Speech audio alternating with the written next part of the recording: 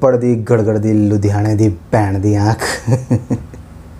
सआदत हसन मंटो साहब की ये कहानी है टोबा टेक सिंह, ये लाइनें उस कहानी की हैं। यहाँ पर सितारे ज़मीन पर मेरे हिसाब से दशक की सबसे महान फिल्म होने वाली है, रिलीज़ हुई है। और यहाँ पर टोबा टेक सिंह की कहानी का मैं ज़िक्र क्यों कर रहा हूँ, क्योंकि टोबा टेक सिंह की जो कहानी है वो भी पागलों की ज़िंदगी से जुड़ी हुई कहानी है कि जब हिंदुस्तान पाकिस्तान का बंटवारा होता है तो भारत और पाकिस्तान की सरकारें सोचती हैं क्यों ना हिंदुस्तान और पाकिस्तान की जेलों में बंद पागल खानों में बंद पागलों का भी इधर से उधर ट्रांसफ़र हो। तो उसी में से एक पागल होता है टोबा टेक सिंह। तो उसकी ज़िंदगी की वो कहानी है। यकीन आए मानिए आप मेरा, अगर वो कहानी आप पढ़ेंगे आपको अच्छी लगेगी, मज़ा आएगा।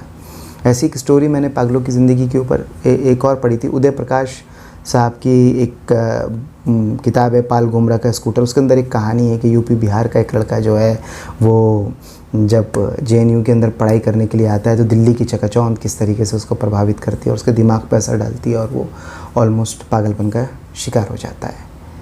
बॉलीवुड ने भी पागलों को अलग अलग तरीके से डील करके दिखाया, लेकिन बॉलीवुड के जो पागलों की डील करने की जो समस्या रही है वो तो बड़ी स्टीरियोटाइप रही है।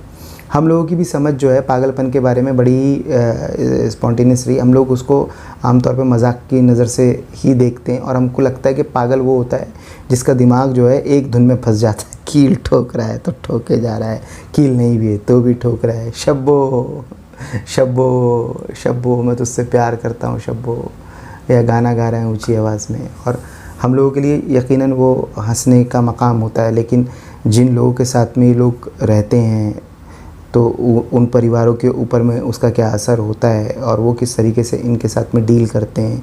और क्या ये सच में मतलब इतने नकारा और नाकाबिल लोग होते हैं कि जो है इनका सोसाइटी के अंदर में कोई रोल हो ही नहीं सकता है।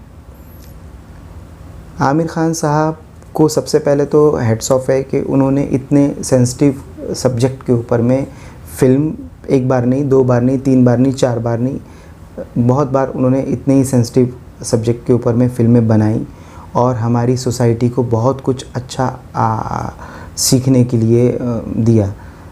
इसके अंदर तो मैं लाल सिंह चड्ढा भी, जो कि उनकी फ़िल्म ज़्यादा अच्छा परफॉर्म नहीं कर पाई थी, उसको भी क्रेडिट देता हूँ कि उसमें भी मैसेज बहुत अच्छा था फ़िल्म का। वो नेगेटिव पब्लिसिटी की है फॉरेस्ट गंप का जो है कॉपी है, उसकी वजह से उस फिल्म को थोड़ा सा फाइनेंशियली हार्म हुआ, लेकिन उसका कंटेंट जो है, उसकी थीम भले ही फॉरेस्ट गंप जैसी रही हो, लेकिन उसका जो कॉन्सेप्ट था, उसकी कहानी जो बताना चाहती थी वो फॉरेस्ट गंप नहीं थी। लेकिन नेगेटिव पब्लिसिटी ने उसको जो है थोड़ा सा डेंट पहुंचाया। आमिर खान साहब ने हमें 3 इडियट में बहुत कुछ सिखाया। आमिर खान साहब ने हमें दंगल में सिखाया कि बेटियां किस तरीके से जो है बेटों के बराबरी कर सकती हैं और उनसे काबिल भी हो सकती हैं। आमिर खान साहब ने हमें पीके के अंदर काफ़ी कुछ सिखाया, रॉन्ग नंबर वाला मैसेज हमको दिया। अब आमिर खान साहब सितारे ज़मीन पर ये फ़िल्म लेकर आए। इससे पहले तारे ज़मीन का ये सीक्वल है, लेकिन इसके अंदर दरअसल सिफारी नहीं, तो यानी कि ये वो कहानी नहीं है, वो कहानी कैरी नहीं हो रही, लेकिन थीम सेम है, तो इसलिए ये उसका सीक्वल है। उसके अंदर सिर्फ एक डिज़ीज़ डिस्लेक्सिया के ऊपर बात हुई थी और यकीनन हम लोगों की समझ बढ़ी, उस बीमारी के बारे में सेंसिटिविटी बढ़ी और हमारा एक इमोशनल कनेक्शन पड़ा। अब बात तथ्य और तर्क के ऊपर में हम लोग आते हैं कि मैं क्यों बोलता हूँ कि ये 10 साल की सबसे बड़ी फ़िल्म होने जा रही है और फैमिलियाँ भर भर के इस फिल्म को देखने जाएंगी और ये बिज़नेस के भी सारे रिकॉर्ड तोड़ देगी और ये फ़िल्म हमारी ज़िंदगी का एक हिस्सा बन जाएगी। इवन जब थिएटर से फ़िल्म चली जाएगी और OTT पे आ जाएगी, तब भी हम अपनी फैमिली के साथ बैठ के इस फिल्म को कई बार देखेंगे। नंबर 1 बात तो कि आमिर खान साहब जो है कि वो कोई स्टीरियोटाइप काम करना पसंद नहीं करते। उनके काम में परफेक्शन होता है और इसलिए लोग उनको मिस्टर परफेक्शनिस्ट कहते हैं। तो यहाँ पर पागलों की पूरी टीम है, तो यकीनन अलग अलग कई तरीके के पागल हैं और उन्होंने वो पागलपन किस किस तरीके के होते हैं और किस किस तरीके से उनके साथ में वो कोच डील करता है, ये उस फिल्म की कहानी है। ह्यूमरस तरीके से बनाई है ताकि हम लोग के लिए इंगेजिंग रहे वो, और लेकिन सेंसिटिव तरीके से यकीनन डील करी है। और मेरा ये मानना है कि जब ये फ़िल्म आएगी तो इसके अंदर ये जो पागलों की पूरी टीम है, एक एक कैरेक्टर से हम लोग दिल से जुड़ जाएंगे और हम लोग उसकी पेन, उसकी तकलीफ़, उसकी स्ट्रेंथ सबको बड़ी बारीकी से समझने लगेंगे और उसके साथ हम लोग एक यात्रा के ऊपर निकल जाएंगे और हिंदुस्तान में जो है पागलपन और दिमाग से जुड़ी हुई बीमारियों को समझने का एक नैरेटिव सेट होगा और एक बेहतर सोसाइटी का निर्माण भी ये फ़िल्म करेगी। तो ये तो हेड्स ऑफ वाली बात है। मैं शुरू से कह रहा हूँ कि हम लोग को साउथ की फ़िल्मों को कॉपी नहीं करनी चाहिए। साउथ वाले ख़ुद मिथुन चक्रवर्ती की फ़िल्मों को बढ़िया टेक्निक के साथ कॉपी करके बना रहे हैं और उनका जॉनर अलग है, हमारा जॉनर अलग है। अगर हम लोग जो है उनको कॉपी करके फ़िल्मों को सिर्फ बिज़नेस के हिसाब से देखेंगे तो बॉलीवुड अपनी समाप्ति के ऊपर जाएगा। और यहाँ पर बहुत अच्छे अच्छे राइटर, कंटेंट मौजूद हैं, सिर्फ हम लोग को थोड़ा सा बुद्धि खोल के थोड़ी सी मेहनत करनी है। आमिर खान साहब दूसरी बार ये प्रयास कर रहे हैं और अब की बार उन्होंने अपनी पिछली गलतियों से यकीनन सीखा है। जो लाल सिंह चड्ढा में फ़िल्म फाइनेंशियली कामयाब नहीं हुई, तो ये फ़िल्म जो है वहाँ पर मार नहीं खाएगी। ये फ़िल्म जो है फाइनेंशियली भी कामयाब होगी और उनको पता है कि ये सब्जेक्ट को कैसे ऑडियंस के सामने लेके जाना है और किस तरीके से डील करना है कि उनकी बात भी ऑडियंस तक पहुँच जाए और ऑडियंस को ऐसा ना लगे कि कोई भाषणबाजी हो रही है और जो है हमको क्यों समझना है पागलों के बारे में, हमारे साथ तो कोई पागल रहता नहीं, हमारे घर में तो पागल है नहीं। तो एंटरटेनमेंट वैल्यू के साथ में एक बेहतर सब्जेक्ट आपके पास आने वाला है। और मैं तो इस फिल्म को यहाँ तक आपको पता ही है, मैं ऑब्जर्वेशन थिएटर का बैकग्राउंड होने की वजह से क्या कहते हैं, एक चावल खा के पूरी हंडी समझ में आती है। तो मैंने छावा का आपको बताया था कि ये फ़िल्म कामयाब होगी। फिर मैंने विकी कौशल का रिव्यू किया कि क्यों ये सुपरस्टार नहीं बनेंगे। फिर मैंने सिकंदर का रिव्यू करा कि ये फ़िल्म जो है 200-250 करोड़ भी शायद ही मुश्किल से टच कर पाएगी। तो लोग काफ़ी उस टाइम पे ट्रोल करते हैं, नाराज़ होते हैं, लेकिन वो बात जो है कभी गलत नहीं निकलती।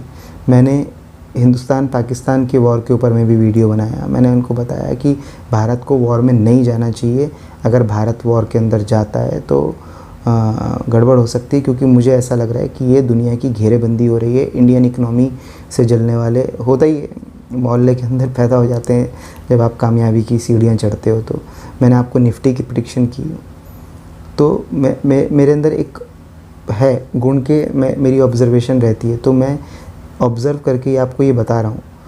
सारे वीडियो मेरे पड़े हुए हैं, आप देख सकते हैं। वो सब घटना होने से पहले के वीडियो हैं, जब मैंने घटना होने से पहले ही आपको बताया कि ये ऐसा होने वाला है। तो मैं अब आपको बता रहा हूँ कि ये दशक की सबसे बड़ी फ़िल्म बनने वाली है। ये फ़िल्म का एक एक कैरेक्टर आपकी ज़िंदगी के दिल में जाके बैठने वाला है।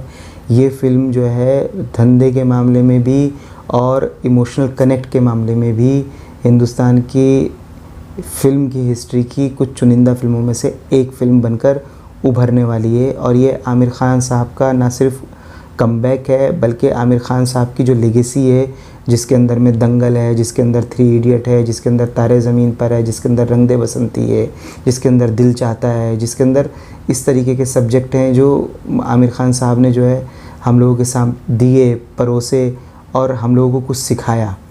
तो इस फिल्म के अंदर भी वो सारे के सारे गुण मौजूद हैं।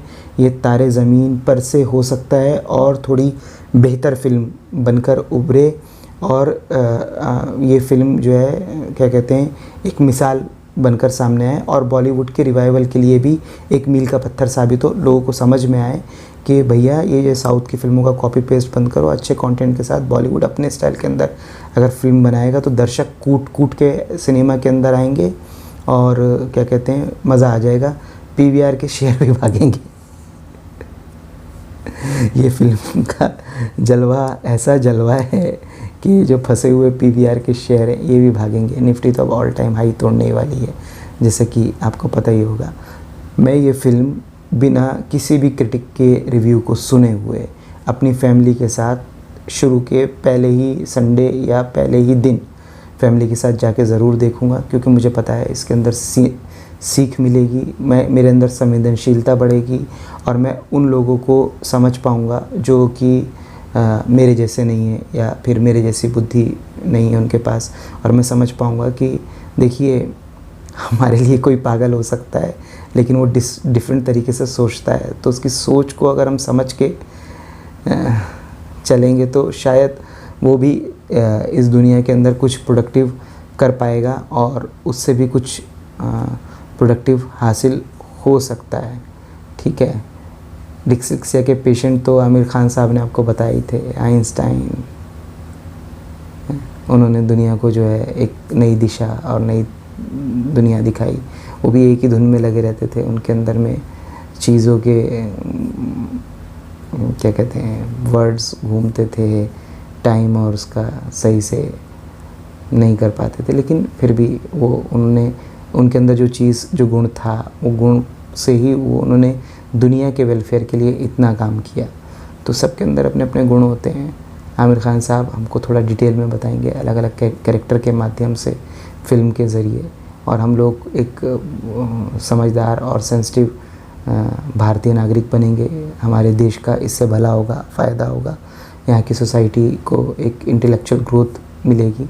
तो ये फ़िल्म मैं 10 में से 100 नंबर दूंगा ट्रेलर देखने के बाद, और मैं ये गारंटी आप लोगों को कर रहा हूँ कि ये फ़िल्म जो है इस दशक की सबसे बड़ी कामयाब हिट फिल्म होने जा रही है, और आमिर खान साहब का कमबैक होने जा रही है, और ये फ़िल्म आपकी ज़िंदगी का हिस्सा बनने वाली है। और इस फिल्म में जितने भी पागल हैं टीम के अंदर में, जितने लोग भी वो कैरेक्टर कर रहे हैं, वो 110% आप एक एक कैरेक्टर से कनेक्ट होने वाले हो, भावनात्मक जुड़ने वाले हो। वो आपको हंसाने वाले हैं, वो आपको रुलाने वाले हैं। तो ज़रूर देखना मेरे भाइयों। और आमिर खान साहब, आपका स्पेशल शुक्रिया कि आपने इतनी खूबसूरत फ़िल्म बनाने के बारे में, इतनी सेंसिटिव फ़िल्म बनाने के बारे में सोच के उसको जो है हमारे लिए लेकर आए, कम्युनिकेट किया, और हमको एक बेहतरीन फ़िल्म देखने की अपॉर्चुनिटी आपने बनाने की कोशिश की। और बॉलीवुड वाले भी आमिर खान साहब से ये चीज़ सीखो, कम से कम बेहतरीन कॉन्सेप्ट के साथ आप आ जाओ, और दर्शक तो तरसे बैठे हैं कि एक शानदार फ़िल्म उनको कब देखने के लिए मिलेगी। तो आपका इंतज़ार तो ख़त्म हो गया है, सितारे ज़मीन पर आ गई है। सिनेमाघरों में जाना फैमिली के साथ और मज़े से देखना। शुक्रिया।